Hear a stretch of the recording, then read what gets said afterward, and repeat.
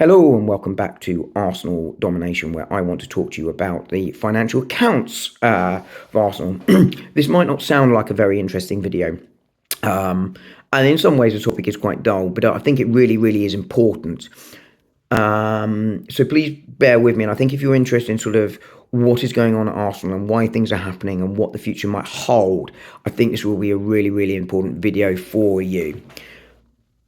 I did a previous video really quickly on PSR and FFP and what that means, and I want to just make 2 points here. I'm going to make references to FFP and PSR, and I'll do a little bit of an explainer hopefully as we go along, but not too much of one. But if you want a more in-depth view, then please go and check out that video. I will link it in the description. But also in that video, you'll sort of watch that and you'll hear me make some calculations on what I was projecting Arsenal's finances to be this season. I was explaining where we are. My conclusions, actually, funny enough, were quite right. I was, despite being quite significantly out by about 100 million-ish on the revenue, but I was also out by costs by a similar amount. So my calculations, whilst wrong, are actually still come out the same sum at the bottom. So a lot of the thoughts that sort of go into explain that still hold, even though I got the two figures wrong. The reason I got them wrong, as I say, is because I had to make some assumptions on what that would happen to Arsenal this season and what that would mean. For anyone watching the US, you'll be familiar with the US system where you can see where clubs are, teams are, franchises are, etc., etc. It's all made publicly available in real time. That is not the case in British football, which is why I had to make those assumptions. But as I say, I will reference some of those rules in this video. If you're not familiar with them, please do go and check it out. As I say, there's a lot of misinformation out there, and I took some time to research these properly for you to bring that information. Hopefully you'll find that really, really useful. Without further ado, I'm just going to go into what the financial records said, and then I'll give my view on what that really means for Arsenal. So, as I say, counts were out yesterday, the 19th of February. Hopefully, as you're watching this, covering up to the end of May last season from a financial perspective. So, the end of the financial year, May 2024, which is essentially last season's account. Now, the headline figure here is not necessarily the one that people are fixating on. People are fixating on revenue. I will cover that in a minute. But the most important number, as far as Arsenal are concerned, is the profit. Now, as fans, we might not care about profit, but actually it's a really fundamentally important point because without profit, unless the owner is continuing going to bankroll the clubs, you can't invest in the stadium, in better training facilities, in new players or increased wages and all that sort of things that are necessary to keep the club moving forward. Additionally, it's really, really important from a PSR perspective. You're only allowed to make a certain amount of losses. Not everything counts towards that, and I say if you want to know more, go and check out that video. But you're only allowed to make a certain amount of loss over time. So Arsenal's profit, loss actually, was £17.7 million last year. That is down from £52.1 million the year before. So I say that's a good thing, and I've just explained why that is. But Arsenal will still be concerned about the fact they're making loss, especially given the fact they made significant losses during the COVID time. Revenue, as I say, this is what most people are focusing on. That was up by 32% on last year. That is a significant rise, a massive, massive rise for Arsenal. It was up to £616 million. That was helped by Champions League quarterfinals. That's a lot of money. That generated about just over 71 million in extra broadcasting rights and just over 29 million in extra matchday revenue. Massive, massive numbers there. And that's where most of the spike came from in Arsenal's increased revenue. It also helped with, and this will be part of that, better commercial deals. It raised the profile of the club, allowing them to do better commercial deals. All of those things really, really help. They finished second in the league again. Again, that's decent prize money and good exposure.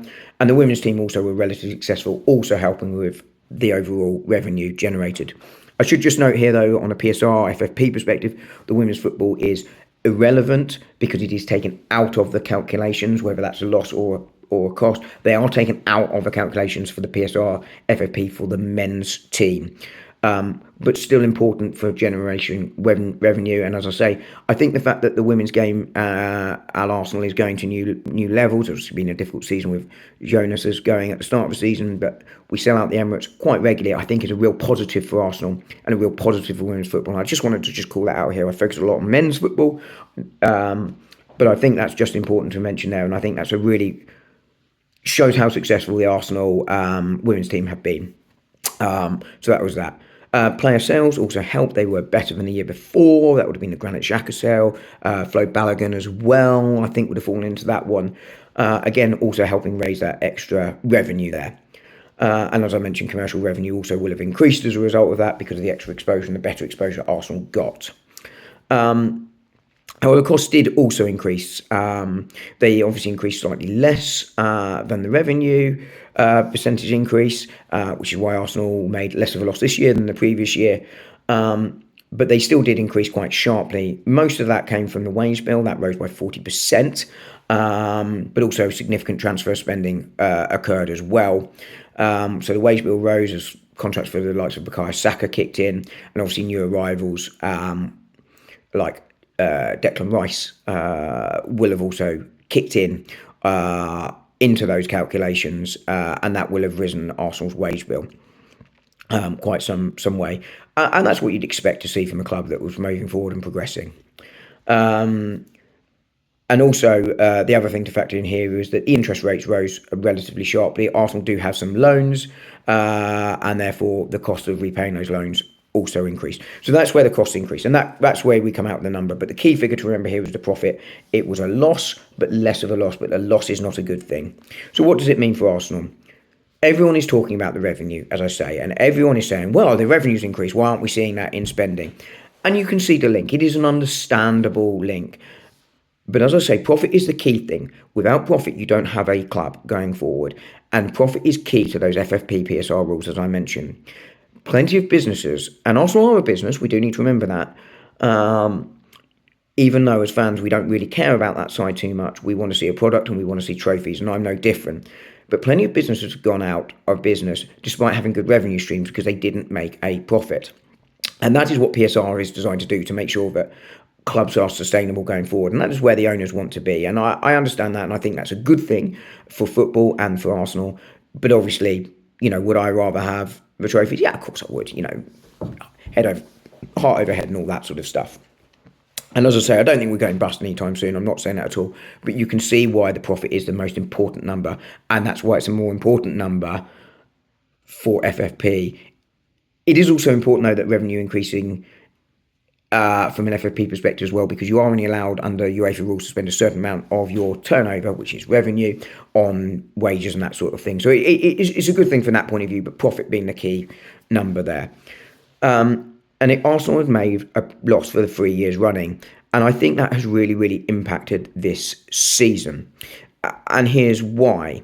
PSR was reviewed over 3 years, so 3 years of losses, it goes beyond that, but there was COVID stuff in there, is a problem for Arsenal. Arsenal are compliant with the rules this season. They have always been compliant with that, but it doesn't mean they have a lot of headroom, as in the difference between where they are and what they can spend and then tipping over the rules.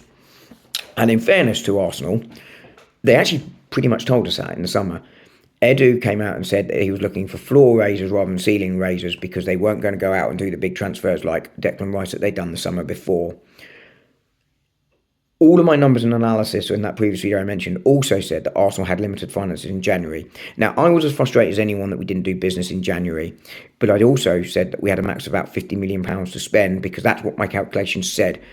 As it turned out, that has been backed up by journalists now saying that Arsenal couldn't increase their Watkins bid by a significant amount because of the FFP PSR restrictions. And I think that has impacted our season. It does not, however, excuse the lack of transfer activity that I've covered extensively on this channel. They had the headroom to do something and should have done so. But what it does do is give you a flavour of why Arsenal haven't gone out to get Isak, Gyökeres, that sort of player, even if they were available. The other thing I think to note here is that going forward, the situation is going to be massively improved. We're going to have a third season when we look at, or second season when we look next season, and going into a third season, hopefully, of Champions League money. That is going to increase things massively. And Arsenal will have dropped off a massively negative season from that 3-year cycle that we're talking about in terms of PSR. With a really good season this season where we've made a net in the transfer market, that's really good because we've made big profits there in terms of how the calculations are made. And the fact that we haven't spent a lot will really, really help because of the way that works. Arsenal should be in a position to spend really, really big this summer. We don't want to hear about next season. We want to win now. And I've spoken about that before.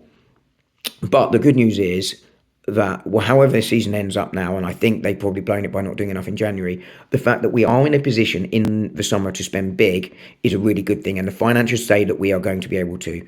I calculate we could probably do a net spend of somewhere in the region of 200 to 220 million pound. Which means we can spend that plus whatever we generate in sales to build on the squad if the Cronkies decide they're going to release that. And that will put pressure on the Cronkies. It will put pressure on the new director of football to get those deals right and to spend that money this summer. Because we can't have a summer like we did this year, and we can't have a January like we did. But I think the finances give some real context to that, as well as the state of the market, more in the summer than January. But those things together really give some good context as to why Arsenal have done what they have done this season. It doesn't excuse January, to be very clear again, but the finances being tight this year with those regulations are now clear with these accounts to me. But as I say, good news going forward, they are not going to be an issue for the summer. And to win a title, generally speaking, and I've looked at 32 years of data here, 3 things have to be true. With one exception, you have to be a top 5 wage spender. Arsenal are now that. You have to be a top 5 squad value number. Arsenal are that, they have 2. And then you need that little bit of luck with injuries. No team has won the league with out being in the top 5 for lack of injuries in a season ever for their first team squad. And all of those things need to be true to win the league, with one exception, which was Leicester. That is the only exception in the entire history of Premier League, according to the research I have done in the last few days. And that's why I'm very positive about the future of Arsenal. I think the summer is going to be big. The summer has to be big. And if it is, all of those 3 things should be true next year. We should not have 2 years running of that sort of ill luck. If there is, then there is something seriously wrong with the medical department and the way we're running things. I think this year has been an outlier. And that's why I'm positive about the future of Arsenal Football Club, and that's why the finances matter. I've spoken for 12 minutes. I apologise. It's long, but hopefully a lot of useful information there. And for all the disappointment of the season so far, a miracle might happen. The future is looking very, very bright for Arsenal based on my analysis of these numbers. Hopefully you stayed with me. If you have, thank you ever so much. Please do let me know what you think. Please do ask questions in the comments if you've got them, and I'll do my best to answer them. And on that note, I thank you so much, and I will speak to you soon. Thanks. Bye.